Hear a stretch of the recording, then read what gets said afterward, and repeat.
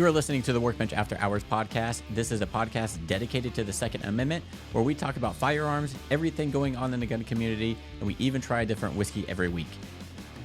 On this week's episode, we talk about guns and are they a good investment or bad? So stay tuned, and while we're doing that, we're trying Jefferson Reserve. Welcome back to the Workbench After Hours podcast. This is episode 93, and we just got back from the liquor store and picked up this bottle right here in front of us. So it was a last-minute pick that we found, and we've seen it, but it's been a little bit pricier, and so it was cheaper, so Chris decided to pick it up. Yeah. What do you got here, Chris? It looks very dark. It is very dark. It is Jefferson's Reserve Pritchard Hill Cabernet Cask finish. It's a single barrel. It says it's finished in Cabernet Sauvignon cask from the famous Chapelet winery. I don't know what that means. I'm not a wine drinker. But it is very dark. It's a 90.2 proof. Extra aged for 12 months. So yeah, I think they do make it bourbon like they do, and then they age it for 12 months in that Cabernet barrel. Cask. So It's super dark. yes. Was it 2 or 3 episodes ago we had the Ocean? Yep. About then 2 or 3, yeah. We've had the regular Jefferson's Reserve. And we've also had their small batch. Yes. So All good. yeah, they've all been pretty good. I honestly don't think the Ocean is worth the price point that it's at, Yeah. but it was still good. I don't think I'll buy another one at that price. But yeah, this is, oh man, this is dark. So, Ooh, man. There's a lot of, that's different. it's one of the first ones I could say I'm not getting any caramel or vanilla. Yeah. You do get like a chocolate. Man. Chocolate. Some type of fruit. Man. It's like a black fruit. Yeah. So we're supposed to be getting blackberry, black cherry, licorice, and dark chocolate, which I'm pretty sure I'm getting all of those. Yeah. And Chris is like, I don't think you're going to like this one because I don't like cherries. Yeah. But we'll see. I mean, It that smells good though. It does. Like I smell mostly chocolate. Yeah, it's completely different of anything we've had recently. Yeah. Yeah, it's weird not getting a caramel or vanilla Yeah. or any type of oak. I don't get any oak. Yeah, I get mostly chocolate. Wonder how it tastes. It's going to taste dark and fruity probably. Wow, the back end's really different. It's like you're drinking dark fruits. Yeah, and you're getting chocolate with it too.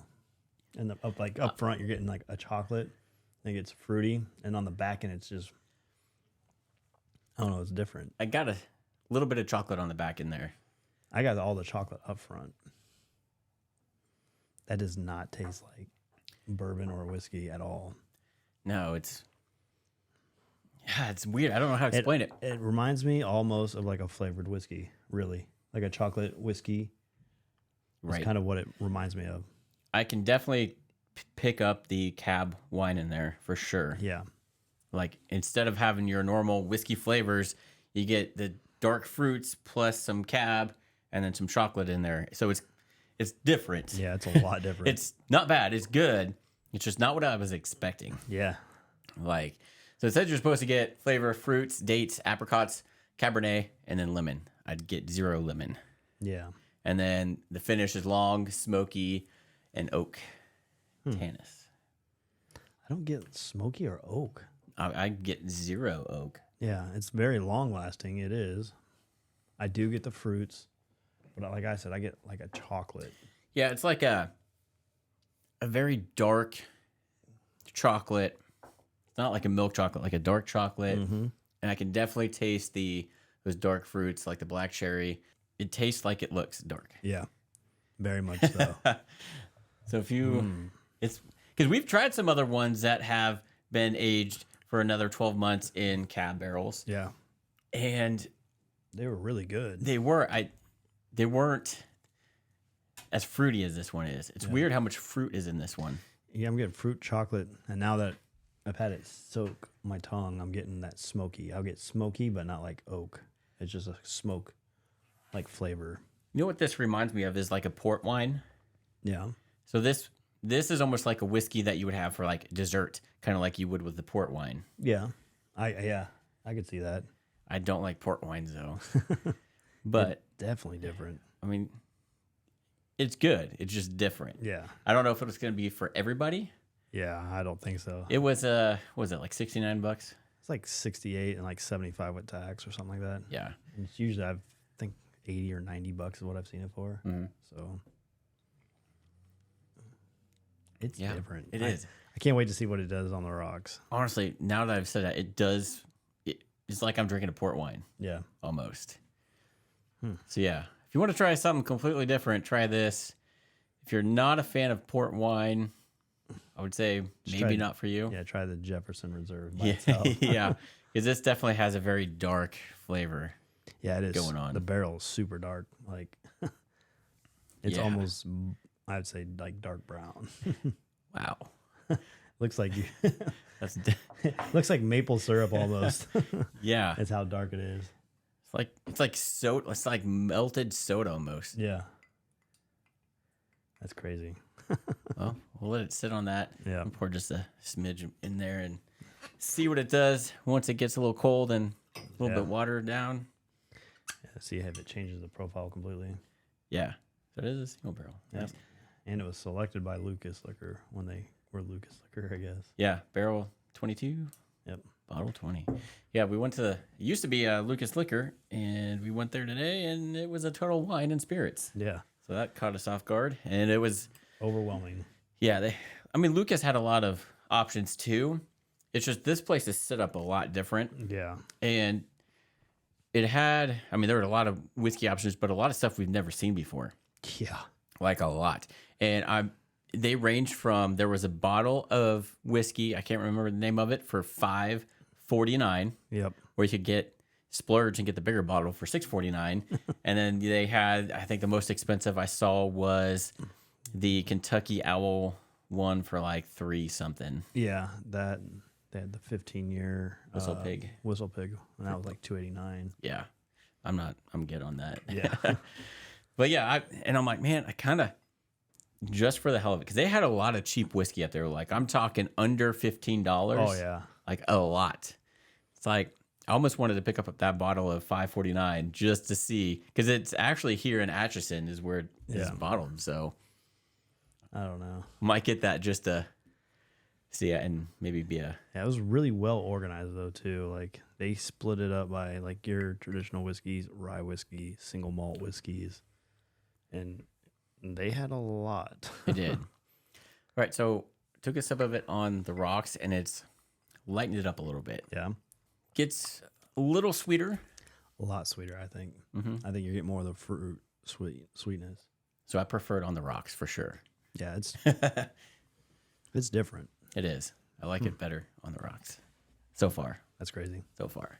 Would I buy a bottle of this? Probably not. Yeah. I'm glad you did. Yeah. Oh well, he'll just sit on the shelf downstairs.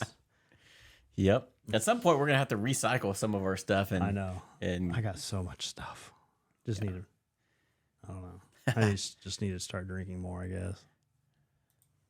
I probably need to start drinking less, but So yeah. So if you probably saw by the thumbnail or title of this video, I want to talk about guns as an investment. Are they? Because it seems like a lot of hobby type stuff is kind of a money pit. I'm finding that out with motorcycles. You buy a really expensive Harley Davidson, and that's just the entry price. Then you got to make it your own and make it fit to you, and it's not cheap. Yeah. So with motorcycles, and then anything like if you buy a boat, same thing. A lot of people are like, oh, it's an investment. No. A boat's a money pit. Yeah. You know what BOAT stands for, right? What? Bust out another 1,000. Yeah. I feel like that's what my Harley stands for. Like every part I want to get on there is like $500. Yeah. And that's just the part. Yeah. Luckily, I can do a lot of the stuff myself, but it's crazy. Yeah. So, but guns, you always have people buying guns and their wives getting mad at them.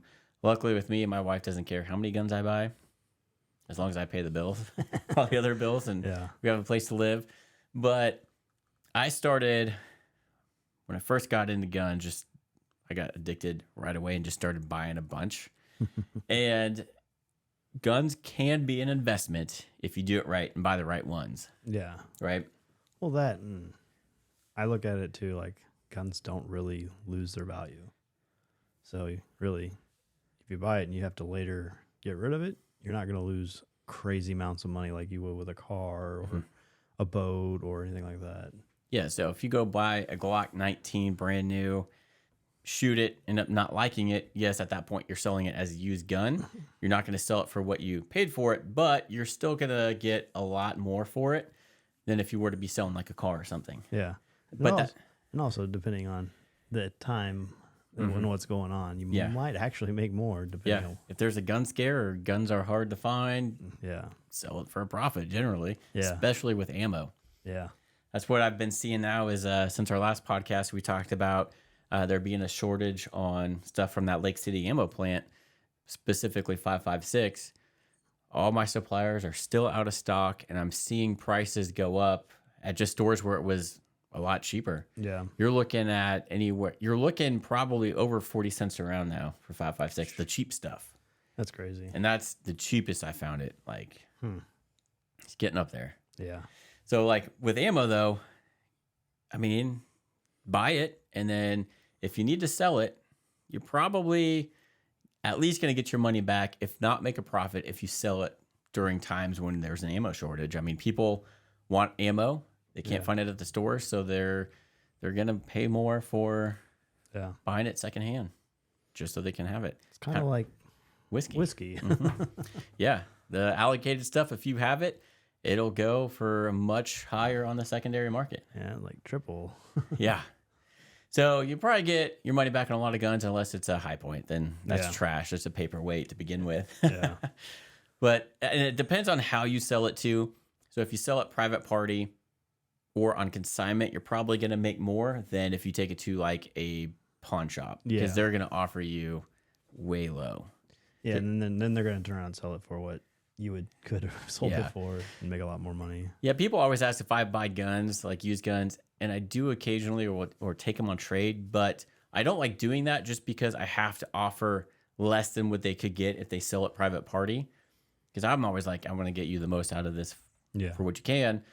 So if I sell it, I got to offer you less money just so I have some money to make, because it is kind of hard to sell a used gun, especially being a home-based FFL. But I'm like, I tell people, I'm like, I can sell it for you on consignment. I do a flat rate of $50. Yep.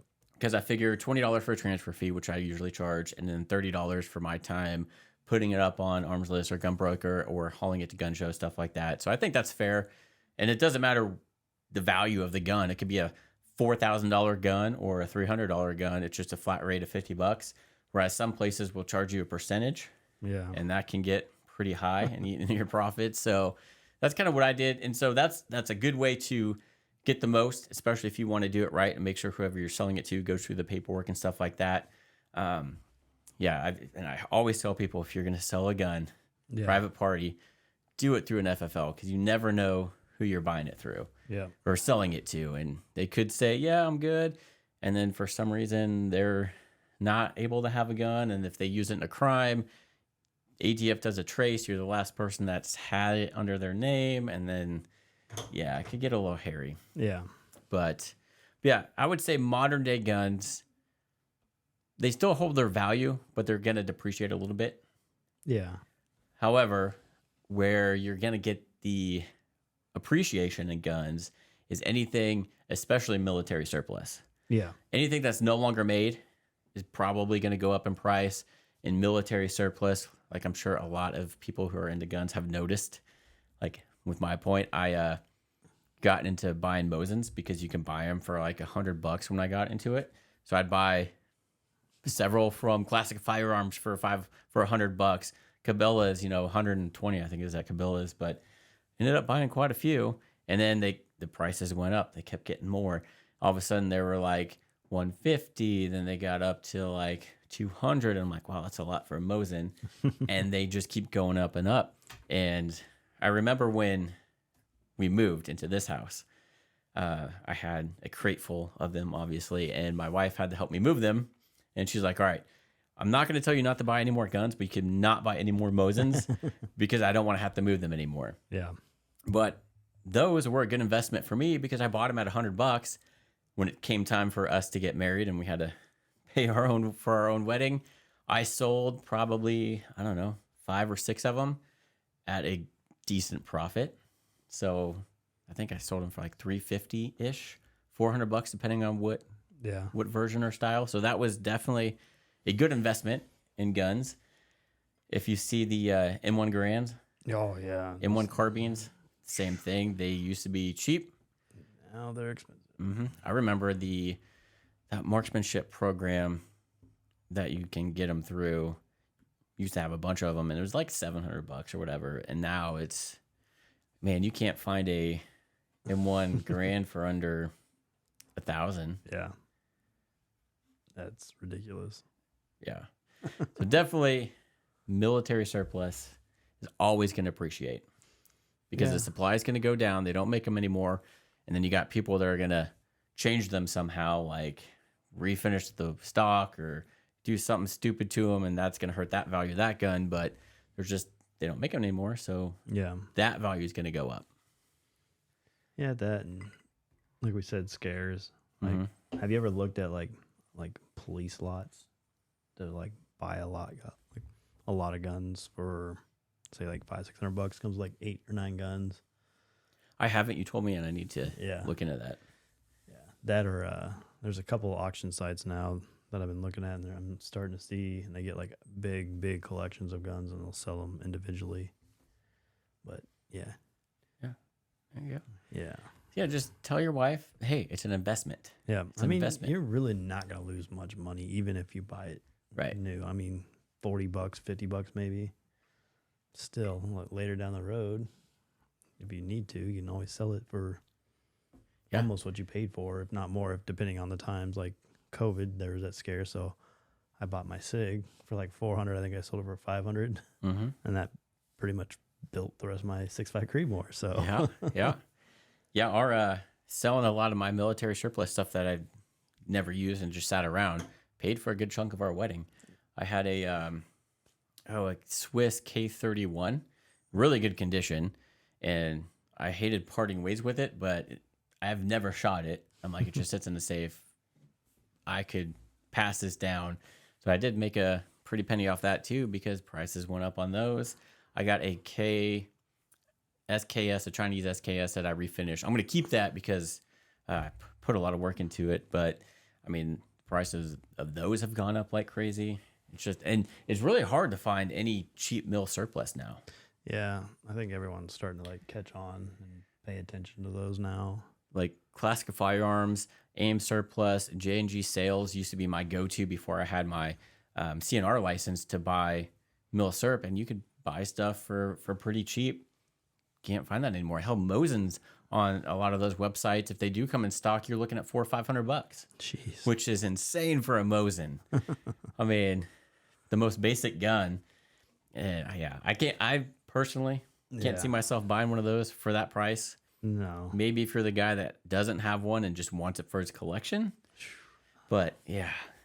But I've sold them. I mean, I've sold several for $350, $400. I think it'll eventually be like that for the AR platform with how our political when they become banned and you aren't supposed to own them. Yeah. I'm sure they're going to be going for Joe Biden swears up and down he's going to do the assault weapons ban. Yeah. Okay, go for it. Pretty sure that doesn't fall underneath it. Right. And also, guns and ammo are something good to have if SHTF were to ever happen, or say the economy or dollar collapses. It's something to use as barter. Yeah. You're going to have all those Democrats that didn't want a gun then and thought they were scary, scrambling, wanting a gun. So you have what they want. So you're like, oh, cool. You want it now? I'll give it to you. But you're going to give me something of greater value. Yeah, supply and demand, motherfucker. Yeah. So definitely having gun stuff and ammo tucked away for an SHTF scenario. Yeah. Good to have. Yeah, I don't know. I look at them kind of like the old school cars, like they don't really lose value. Mm-hmm. They maintain it or eventually go up. Yep. So I don't know. It's like, the Glock. Everybody's like, the Glocks now. Yeah. You never know. They may appreciate if Glock comes out with their Gen 300. We're at what, 5? So they're going to come out with the Gen 6 before too long. Probably next SHOT Show. Yeah. Oh, look, Gen 6, what's changed? Oh, we changed this a little bit. We went back to the grooves. We went back to Gen 3 grooves, but we got this texture from a Gen 5. Right. Yeah. It's so crazy. Yeah, Glock needs to... Like, I love Glocks. Have no problem with them. They're good. But they keep coming out with all these models, and it's like, is that model necessary? Yeah. Like, they've kind of capped themselves at their innovation, I think. They haven't come... Like, nothing's been remarkable. Like, they come out with a new model, and you're like, cool. And I'm like, oh, well, that's just a combination of these two models. And Yeah. like, do I need that? No. And especially now you got copycats like the dagger and things like that. Like, yeah, this gun right there. Yep. Looks like a Glock 19, but that's actually a dagger. Yeah. A lot cheaper. Yep. So, be interesting. We still need to test that. yeah. I need to take that out and shoot it. But I mean, do you think something like that, like the dagger? Do you think that is an investment, or is that just something that probably won't hold its value? I think it'll hold its value. If it's good, decent quality, I think it'll hold its value. High points, we know they're just garbage. So, and we're considering you take good care of your guns. Yeah. Because if you don't ever clean it and let it rust and whatever, then you're going to lose money at that point. Yeah. As long as you take care of your Maintain guns, them. which I think most gun owners do, is, they take care of their guns. So we don't have to worry about that. But hey, there's going to be people out there that don't. Yeah. And I've had family members that are women that got a gun or inherited it, and they gave it to me like, hey, I need you to clean it. And it's like, you've never cleaned this gun, and it's all rusted and stuff like that. And I'm like, yeah, I can fix it. But once you start getting that rust, It's hard. if it starts to pit, Yeah. any pitting, you're screwed. You're obviously going to lose value there. But as long as you take care of your stuff. Yeah. I don't know. I think the dagger, like if Glock, let's say Glock somehow gets bought out or changed or whatnot, I could see the dagger being worth some money. I mean, look at all the other guns out there that are copycats. Right. So, yeah, and if Joe Biden gets his wish, you're going to start seeing guns off the shelf and the black market prices going up. Like if you can find a pre-ban, like an original pre-ban Colt AR, I mean that thing's worth a lot of money. Yeah. It's like 1911s too, from like World War II. Actual Colt 1911s. They're worth a lot of money if you have them. Yeah, they used to be really cheap. Yeah, because there were so many of them, and now if you find one of those, it's not going to be cheap. Yeah, so that's a good investment there, right there too. Yeah, or if you can have a legit full auto. Yeah. Did you hear that thing about Larry Vickers? Speaking of full auto, no. So Larry Vickers with Vickers Tactical. Yeah, he is facing up to 25 years in prison. Really? Yeah. Here you go. You have the ATF trying to make an example out of somebody again.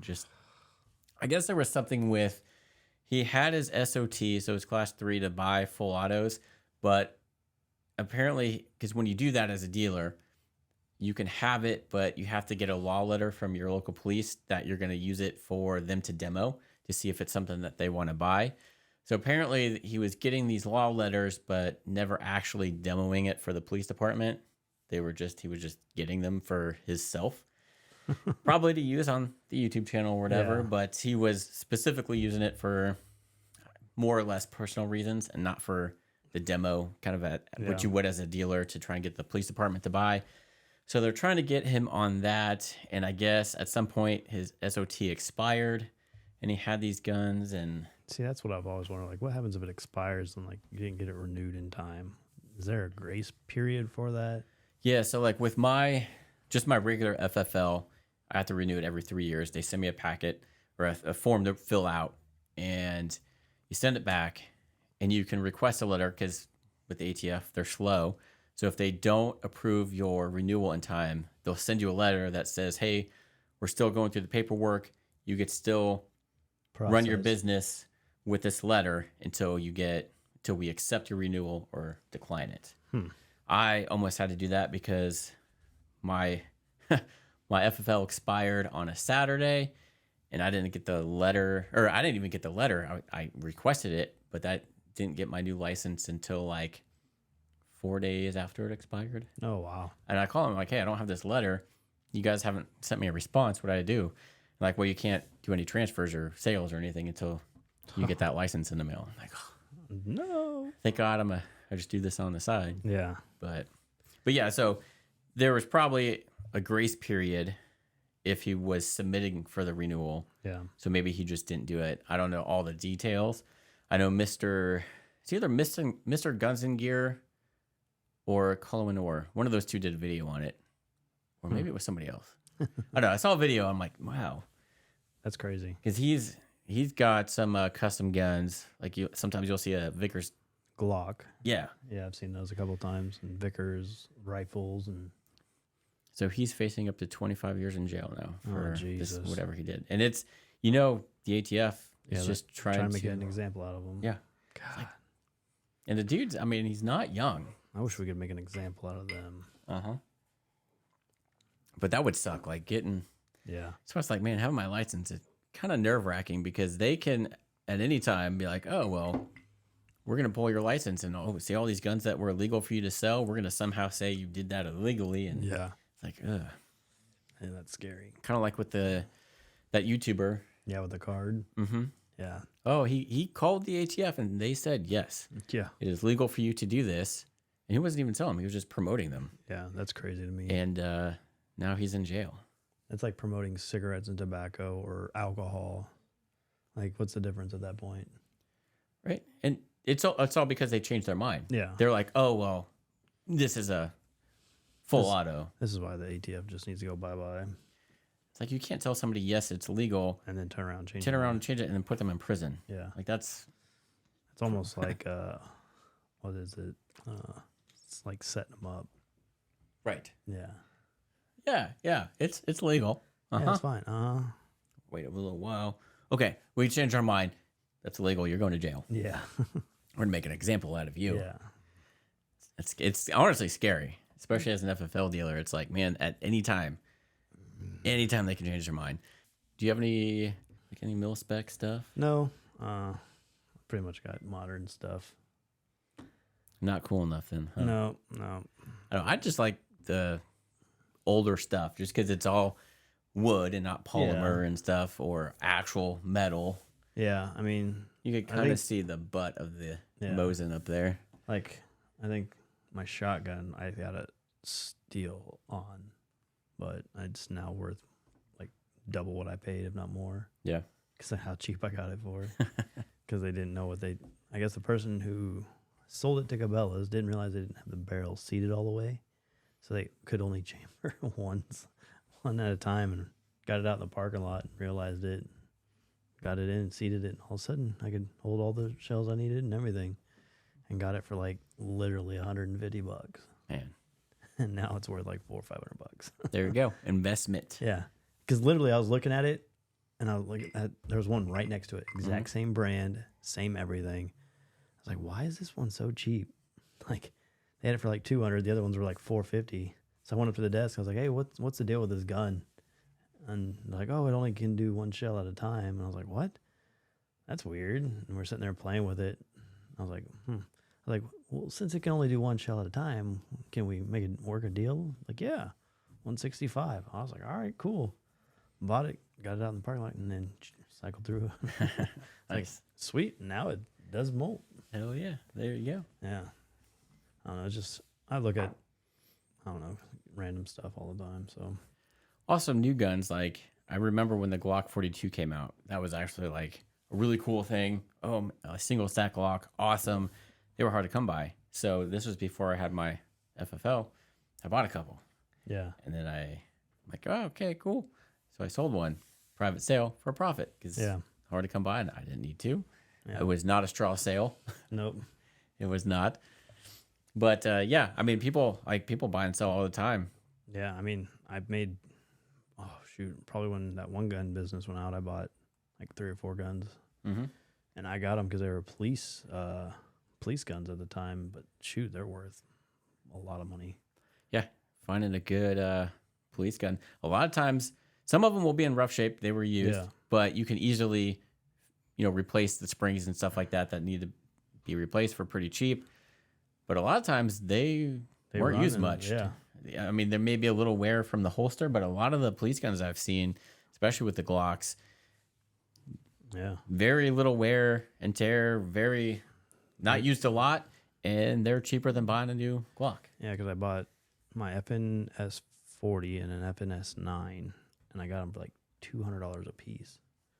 And I was like, what? These are like $500-$600 guns right here. So, when some of them will come with night sights. Yeah, mine all came with Trijicon night sights, which is if you've ever put night sights on your gun, it's not cheap. Yeah. So I was like, this is a steal. I just pulled a hunter and totally whacked my microphone there. Yeah. So I don't know. I always look for deals. Yeah. So if it's good, I'll just go ahead and buy it. I don't care.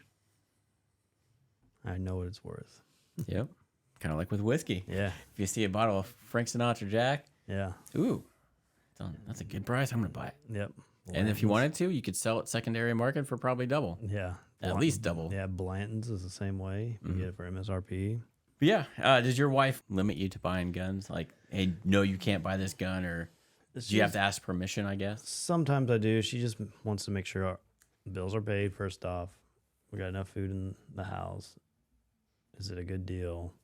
Well, always tell her yes. Yeah. It's not like she's going to know what that gun, if it is or isn't. She doesn't really care. Like, usually I set money aside for things like that, and then I'll just buy it. So. Yeah. So those of you who wives actually won't let you do that, or it's really hard to convince them, or you have to hide them. There's a guy that has done a lot of transfers. He's older. I would say probably late 50s, early 60s. And he's been buying all these guns. He somehow got in a kick of the old lever action, like Winchester guns that are collectibles, guns. Like the 1 of 1,000 or whatever. Yeah. And then also the single action Colts. And I think probably in the last year, I don't even know how many he's had transferred through me. And he has a safe at his office. Yeah. So his wife doesn't find out what he's buying. And I'm talking about, like, he's probably spent well over $100,000 in guns. Not only what he's bought through me, but like through other people and stuff. And I'm like, dang, I thought I got addicted on stuff. Yeah. He's taking it to another level because he'll see it on Gunbroker and then buy it. And he's like, oh, I'll do the transfer and stuff like that. I'm like, I'll see you next time. He's like, oh no, I'm done for now. A week later, I got another gun for him. I'm like, thought you were done. He's like, oh yeah, but that was such a good deal. This one was 1 of 1,000 too. And yeah, I'm like, that's cool, but that what he's buying is an investment because they obviously don't make the single action Colts anymore. Yeah, they make like replicas, but not the original ones. And a lot of these Winchesters are original, come with the original box and paperwork, and some of them that are high dollar have like engraves on it and stuff like that. So some of them are, and those things they're just going to appreciate in value. So in his defense, it is an investment. Yeah. It's just I don't think his wife really knows how much he's invested in these guns, and it's going to take some time to unload those because you have to find the right buyer for that gun. It's not like everybody's looking for these type of single actions or lever guns. Yeah. So it's definitely something. There is a market for those for sure. Obviously, because he's buying a bunch of them. he's probably the one driving up all the prices. But, probably. Yeah, and I just thought that was funny. But he's probably the one. He's got like 1 through 1,000. He destroys 99 of them. He's like, I got number 1 right here. That was what he was saying. He's like, man, I could just take these off the market, and all of a sudden, some of these are going to go up in price. Yeah. Like, yeah, whatever. Luckily, I don't collect those. So. Yep. But yeah, I mean, that's a significant investment, but it's something that that's just going to keep appreciating. He's not going to lose money on those. Yeah. I almost feel like the AR is going to be that way if they are trying to, since the military is coming out with that new round. 6.8. Yeah. I could see the 5.56 223 becoming maybe popular later down the road, maybe like 20 years. Yeah. I could maybe see that, but we'll see unless some gun that is better than the AR-15 comes out. Yeah. That's going to be what but that's hard to do. AR is such a good platform. Right.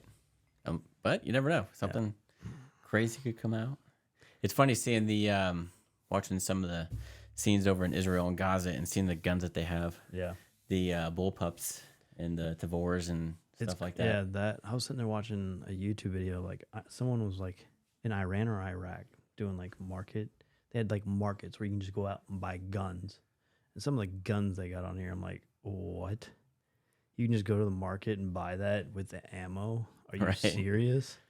Like, oh, well, if we wanted to buy a full auto AK, it's going to cost us $20,000. They could go buy it for a loaf of bread. Yeah. I was like, oh my gosh. It was crazy to think. Like some of the guns I have, I'm like, how'd they get that there? They don't have the ATF. Yeah. It's like, it's crazy though. I was like, man. They don't have the ATF. They don't have Mothers Against Gun Owners, whatever that group is called. It's so stupid. Yeah. Although they also don't have the Second Amendment. So realistically, it's not legal for them to have those. They're just able to do this in a time of war, probably. Yeah, probably. But it was just crazy. Like markets full with guns. And you're like, oh my God, that's a So what do you think? So obviously Israel's wanting their people to have guns now because they had strict gun control, but now they're loosening that up during a time of war. But what happens when the war is over, everything goes back to normal? What do they do at that point? Do they say, hey, war's over, turn in the guns, or we're going to come take them? I think it depends. If they get overthrown. But let's just... Or like say they won the war on their side. Yeah, say everything goes back to normal. I would think they would realize like, hey, guns are needed. Do you think? Or they'd be like, well... I would think they would need them. They'd probably make it a rule or something that they got to maintain 1 or 2 guns probably in a household is what I would think. I would almost see it as war's over. Thanks for your whatever you did. Turn them back in or we're going to come get them. I don't know because they're not protected by a Second Amendment. Yeah, but that's a tricky situation. Like, oh, we're going to come get them. Okay, really? How are you going to come get it? Do you have the manpower? Probably. Because you just gave us full autos, you know? Yeah. See, that's a tricky situation. But is it give us your full auto or go to prison or possibly death? I mean, for me, I'd be like, here. I don't know. It just depends. Depends on the gun. But yeah, that's and kind of the same thing with Ukraine, although Ukraine's never going to be the same. But it's like they had their people take up arms and are fighting in the war. But it's like, all right, when all this goes back to normal, say 10 years down the road when buildings are rebuilt and everything, are you going to bring in that strict gun control again? Or are you going to allow residents to keep firearms? I think they'd let them keep it. It could go either or. It could, but... They were strict before. They were strict before and realized, oh, crap, we need to have these. So, I don't know. I think it all depends on we'll see who's in charge at that point. Really, it's what it's going to come down to. So that's, keep an eye on that whenever this conflict goes away. Kind of keep an eye and see what happens to these citizens that now are allowed to have firearms, if they're allowed to keep them or not. Be interesting to see. Or I can honestly see the government saying, hey, turn these in, and things go back to the way it was. Yeah, that or their store them. Because Joe Biden said it was fine for us to have shotguns. Now he thinks we shouldn't have any guns. He also said it takes F-16s to overthrow a Capitol. The government, yeah. I'm pretty sure no one had any of those when they did that. No one also had AR-15s then. Yeah. It's kind of crazy. There's how many of us versus how many of them? Yeah, those full autos are definitely not going to depreciate. They're only going to appreciate. Yep. Because they're so hard to get. I mean, you can that totally own a full auto. People use that for like bargaining over there too. Oh yeah. Like it's crazy to think that way, but would you ever buy one of those gold-plated AKs? No. I see them all the time. I'm like, that'd be kind of cool. Some of them are like legit gold, but then I've seen other ones that are just either like a Cerakote or some sort of fake gold that are much cheaper, but still expensive. Maybe if I had like stupid money, like I mean, it would look good on this wall. It would, but I don't know. Not unless you're like Al Capone or something like that. Just have millions and millions of dollars to blow. That'd be the only way. But then why would you do that? Why don't you go diamond plate? Like get it fully diamond. Yeah. I don't Yeah, I mean, and there's again a lot of guns that are custom made. Like a lot of the stuff. If you ever watch the YouTube channel, The Collector, Yeah. there's a lot of stuff that companies make only so many, and he so happens to be on a list to get a lot of these custom 1911s that only have a very, very limited run. Yep. And so those obviously are only going to appreciate as well. Yeah. Even if you shoot them. I mean, they don't make them anymore. That was a one-time run. Yeah. Only so many were purchased. Yeah. Those are just going to go up in value. Cerakote, one-time trigger. So probably all handmade. Oh yeah, I'm sure they are. So, Hand serial tested. 1 of 10, whatever. Yeah. So stuff like that, if you can afford it too. Yeah. Custom 1911s or any other type of gun like that, just going to go up in value. Yeah. So all you got to tell your wife is just, hey, it's an investment. Yeah, it's only going to appreciate. I'm only going to make money off this. If something happens and we have to sell it, we get to make money off of it. Yeah, exactly. That's all you got to tell her. I'm being smart, okay? Or if the roles are reversed and it's the husband not letting the wife buy guns, that could happen too.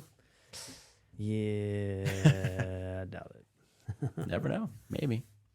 But yeah, definitely guns can definitely be an investment. Oh yeah.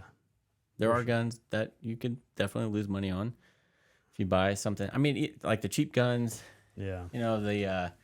With the SCCY guns and stuff like that. Probably not the biggest, but they're not a huge cost anyway. So you're not really investing a lot in those. But I'm talking more of like your Glocks, your SIGs, your real name brand. Yeah, for sure. So not your dollar store guns. Yeah. Your paperweight high points. You mean your airsoft watch what'll happen. Like we talk all this crap on High Point and something's gonna happen and they're gonna go up in value. Oh yeah. And become like the best gun ever. Yeah, unfortunately, probably. That's how it usually happens. Yep. Like, oh, nobody wants them for paperweights for whatever. I mean, they're super cheap right now. It's going to be like Apple back in the day. Apple was so cheap and crap, and then they came out the iPhone and took off again. Yeah. High Point could develop the next AR. Yeah. Or what's going to replace the AR, and it's going to be. Yeah, mind-blowing technology, and that'd be funny. That would, actually. Never know. Where's the High Points? Let's go buy them. Exactly. Well, I believe that's all I had this week. There's not a whole lot going on, luckily, in the gun news, other than I heard that Larry Vickers thing. There was something with a judge overturning the California's assault weapons ban. Yeah. But everything's always changing in California. It's always, overturned. Oh, but actually it's fine. We modified it. Now we've got to go back to court again. So it's just California is basically its own country at this point with all its stupid gun laws, and pretty much any coast. We just need to get, not we, but Californians need to vote out Governor Newsom and get somebody better back in there. Yep. And unfortunately, with the whole House Speaker thing, us Republicans, it's not a good image for the fact that we don't have a leader and can't. I think they did it today. They voted. Nope. They didn't? We don't have one yet. I thought they back did. To square one. I thought they did. I thought I got it earlier today. I don't know. I don't know. Last I checked today, we didn't have a quit speaker. Paying attention. Yeah, it's stupid. It's like, God, get your shit together. Just nominate somebody. Like Trump. I'll do it. Vote some Joe Schmo off the street. I'll speak. Have Larry Vickers do it. Gauntlet. Throw the hammer down. Mic drop it. Yep. You'll get to stand up there next to Joe Biden. He'll be in front of you during all his speeches and stuff. Yeah, I better make sure there's stairs around so he can fall down. Gotta make sure he stays awake, kind of flick him on the back of the head every now and then. Well, I think that's all we got this week. We'll see what pops up next week for episode number 94. Yep. Found another whiskey that we've never seen before. We're going to have that next week too. Little more in line with what we typically drink. Yeah. So we'll see what that one's like. We tried a very small, they gave us a sample, but it was so small. It's like, you couldn't even get tasting on it. Right. I'm like, really, guy? Come on. Yeah. It's really good. Really? I can't even taste it. Yeah. That's what sucks about those. Oh, cool. Yeah, we're going to sample one, but then it's like a drop. Yeah. Like, what the hell, man? Yeah. It's crazy. But since we've talked about the guns on the back of this wall, segment for the tactical wall panels. If you guys like these wall panels, these are the tactical walls mod wall panels. They don't sponsor this channel or anything, but hey, if they want to, that'd be totally cool. But yeah, if you guys like this setup, you can do this anywhere. They come in, what was that, 3x2? Yeah, I think so. I don't know. Yeah, I think they're 3x2. Yeah, and so you could have them any other way, set them up. This is just how we did it for this situation. But if you got a big wall, you want to get a big wall space to fill, and you want to fill it with all your guns, these can do it. They also have a bunch of different types of conceal furniture items that you can do. They got shelvings, they got mirrors, they got tables, I think bed like heads or whatever. Yeah. They got a lot of stuff. And a lot of accessories to go with this wall. They also have lights now. I saw that they have lights, like a LED shelf light that goes at the top. I need to look at that because that would be really cool. Yeah. Even though you really can't see the top, it might help illuminate the guns that are on here. Yeah, that'd be awesome. So I might reach out to them. But if you guys buy anything from tacticalwalls.com, use code BST10 for 10% off. We get nothing out of it. It's just something to help you guys. Yeah. Save the tax, basically. Yeah, pretty much. Yeah. So, check them out. Chris, got anything else to say? Remember, this is a YouTube podcast. Remember to like, subscribe, and tickle that bell. If you're listening on any other platforms like Spotify, Apple Podcasts, please remember to hit that follow. And with that, have a good one.